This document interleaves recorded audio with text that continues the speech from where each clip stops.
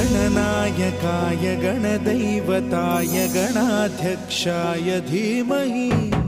गुणशरीराय गुणमण्डिताय गुणेशानाय धीमहि